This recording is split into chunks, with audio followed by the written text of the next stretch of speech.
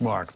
Well, Florida reported something over 12,000 new coronavirus cases, which was yesterday, which was fewer than the record number on Sunday, but it also reported a record number, 132 deaths in a 24-hour period from the disease. Welcome now, Sean Shaw. Mr. Shaw is with the Vanguard law firm, and before that, he served as a representative in the Florida House of Representatives and was also the unsuccessful candidate for Attorney General in the state. He, by the way, also has founded progressive lobbying firm People Over Profits. So, Mr. Shaw, thank you so much for being with us.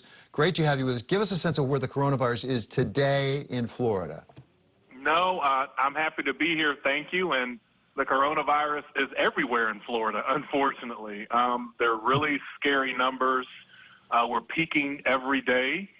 And we're just in a place where I don't think a lot of people have confidence not only in the transparency of the actual numbers coming out, but just in terms of the leadership coming out of Tallahassee, our capital, and our governor's mansion. You know, we don't have we are the highest state in the country for coronavirus new cases. We don't have a mandatory mask order. The governor has essentially ordered students back to school. And it just doesn't seem that we're doing the things we need to do to flatten this curve here in Florida, unfortunately.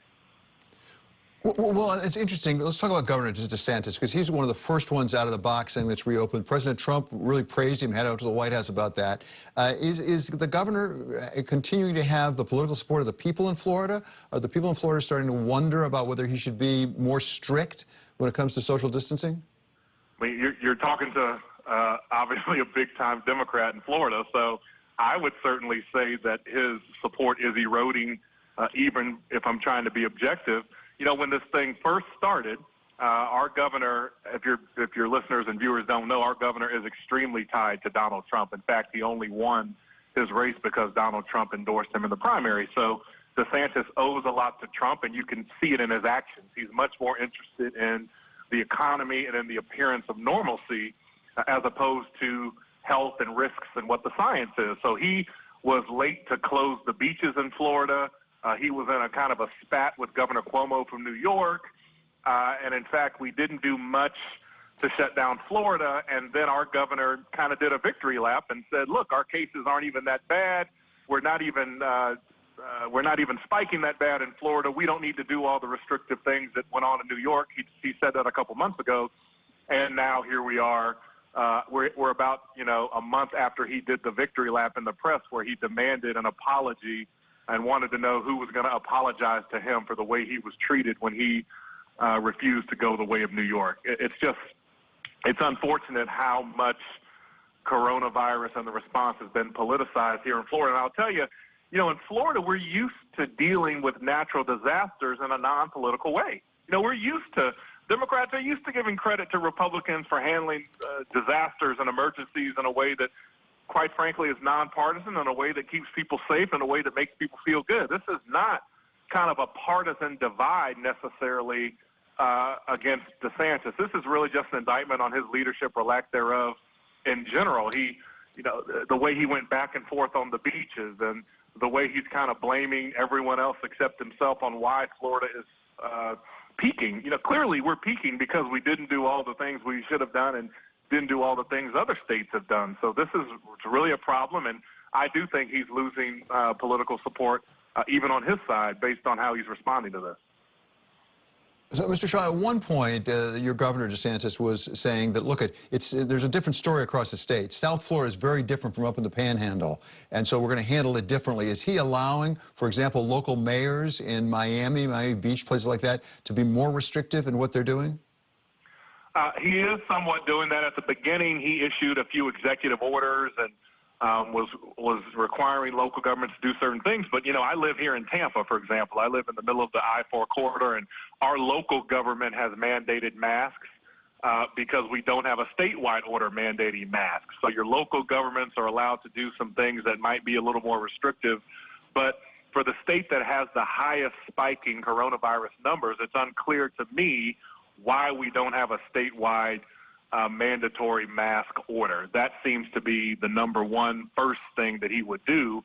And now, to your question that he has ordered schools to be reopened, for example, in Broward County and Miami-Dade County and Palm Beach County, they are in fact saying, look, we're not going to send our students back to school full-time in person despite what the governor says, because we don't think it's safe. And so I think we're going to have some interesting conversations about what might happen in terms of retribution or punishment to those local school districts who don't think it's safe to send their students back to schools. But there's a lot of people who, we've got all these closures.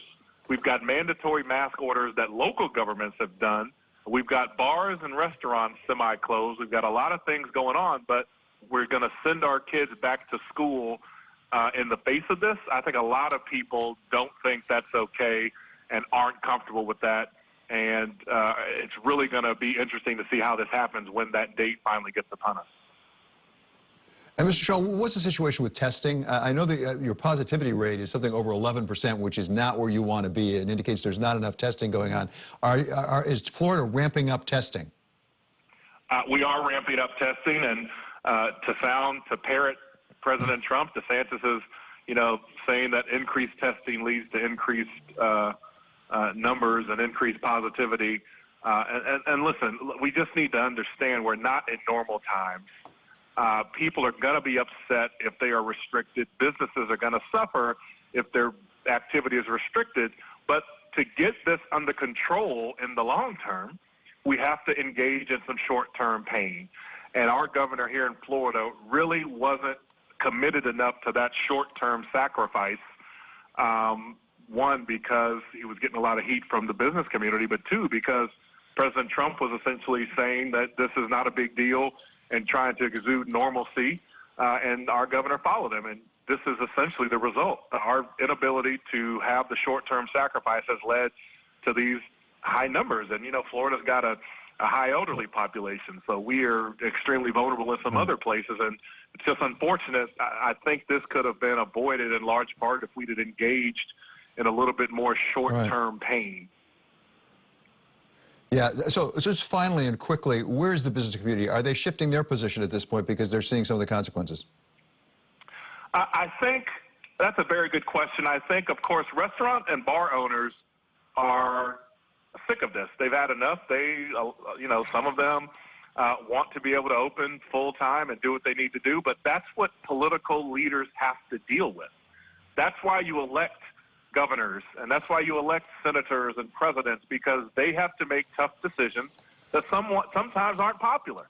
And the science and our experience and the medical community is all kind of telling us you have to do certain things to stop this and flatten the curve.